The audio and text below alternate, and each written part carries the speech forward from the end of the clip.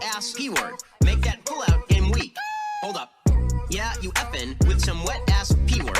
Bring a bucket and a mop for this wet-ass P-word. Okay, so that happened. She-Hulk cast and crew ecstatic over twerking cameo from Meg the Stallion. She really fit into the whole ethos of what we're doing with the show. Unfortunately, that has nothing to do with providing you with entertainment, a quality product, good characters, writing, literally anything a decent show should provide you with. That's not what the ethos of this shit's about. All right, look, I'll be honest with you. Meg the Stallion is probably the least offensive thing within that entire episode. Though I will point out the absolute and utter complete hypocrisy from these people, okay? I'll say it as many times as I need to, right? Objectifying people, although everybody wants to say it's the worst thing in the world, it's really not. Everybody does it. In fact, Tatiana Maslany does it, right? And she shows her own character in the show doing it, where she's got Captain America's ass as her screensaver on the phone. That's objectification, 100%. We've already talked about the Chris Hemsworth taking off his shirt in every single movie. That's objectification. I don't have a problem with it. But when you take the stance that that's wrong, right? That what was it?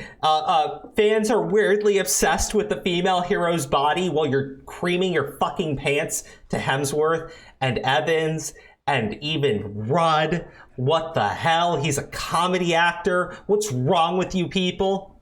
And then you go out and you get Meg the Stallion, right? And you start twerking in the show. And what's crazy is I heard they were like really restricted on the CGI budget, but so far they've used She-Hulk in like 2 mid-credit scenes that were completely pointless. But again, back on point. If you're going to tell people objectification's wrong, you shouldn't be obsessed with the female body, things like that, but then you go out and start twerking in the episode, what are you fucking doing? And I've heard all of the brain-addled responses on Twitter about how, oh, guy, that's still wrong. She's doing this because it's empowering for women.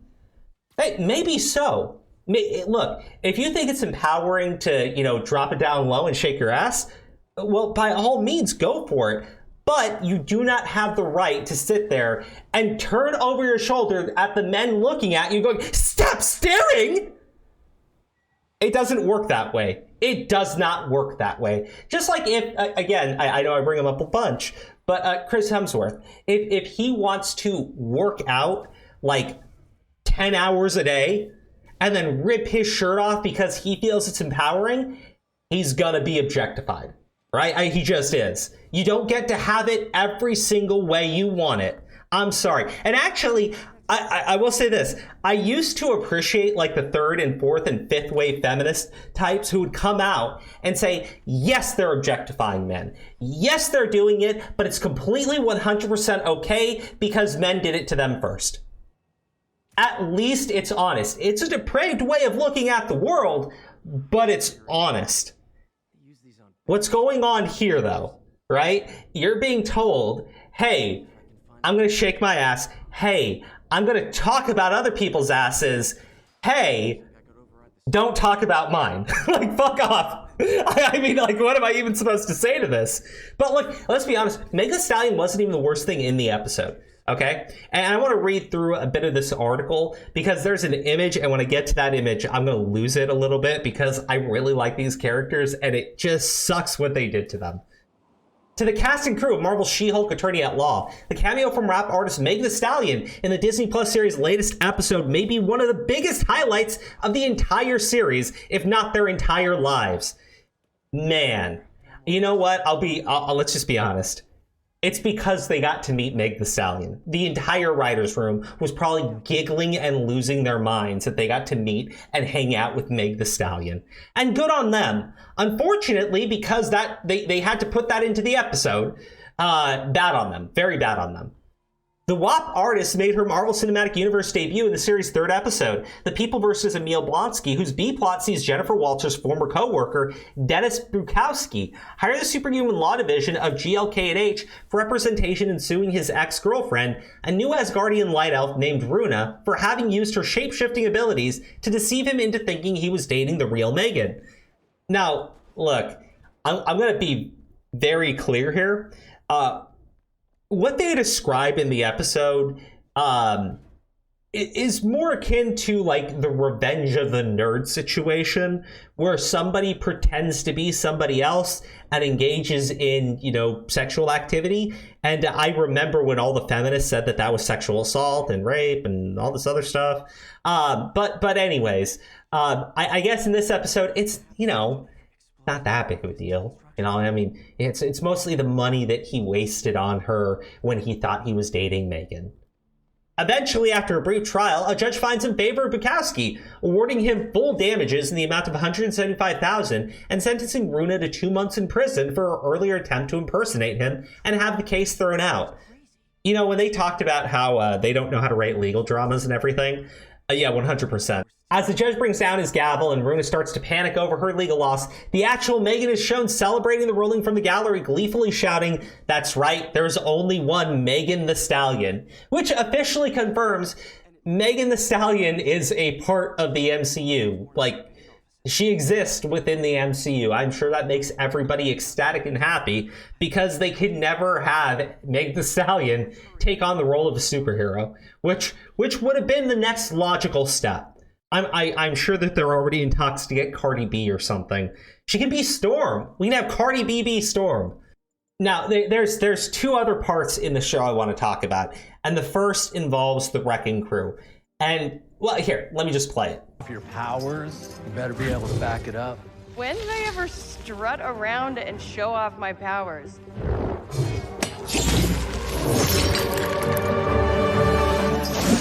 Did you guys rob an Asgardian construction worker?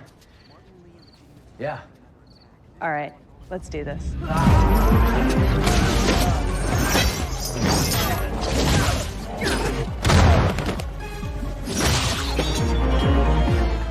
Sorry. Yeah, look, I'll be real with you guys. The Wrecking Crew are idiots, okay? They're not like hyper intelligent guys. They're just powerful, okay? They're brawlers, they're bruisers. They beat up Hulk, they beat up Thor, but it's not because they're smarter. It's four dudes just ganging up on you, right? It's literally four guys who go in and they gang up on you and they beat the crap out of you. Now look, because they're idiots, you could still have that in She-Hulk. In fact, if anything, their message that all dudes are like dumb as a bag of rocks and can't do anything would have fit very well with these muscle-bound jackasses showing up and having She-Hulk just outsmart them. Because guess what? She does that in the comics. Yes, She-Hulk, like, I thought it was crazy. Episode 2, they talked about the derivative of the Hulk, which she is 100%. Let's not lie about that. But when they talk about that, I'm like, well, then you need to highlight how she's different, right? If you're going to have an action scene, and in that action scene, she basically just takes hits and dishes them out, well, then she's a derivative of the Hulk. She is a weaker, less aggressive Hulk. Yay! Yay! Yeah, good job! Good job, everybody! Good job! But that's not all. That's not all. In fact, I think probably one of the best parts of the episode was when the writers' room decided that they were going to address fan backlash against their show. Jennifer Walters of law firm GLK&H has been tapped to represent Emil Blonsky, also known as the Abomination, in his upcoming parole hearing. The news has stirred up much controversy. Ever since it's been revealed that Jennifer Walters has a superhero alter ego called She-Hulk, the statuesque green lawyer has been plagued by public backlash, with many questioning her qualifications. Toda la internet está hablando de She-Hulk. En la última hora, el hashtag The Big Green Woman, la gran mujer verde, se ha convertido en tendencia mundial. They took the Hulk manhood away, but then they gave it to a woman? Yeah, man, I don't get it. Why are you doing everything more female centered? So we have a Me Too movement, and now all the male heroes. I have no problem with female heroes. I'm just saying, make your own. And just assume that they were going to get levied with the same criticisms. So when they mention things like replacing all the heroes with female heroes now, right? Or how she needs to be her own thing.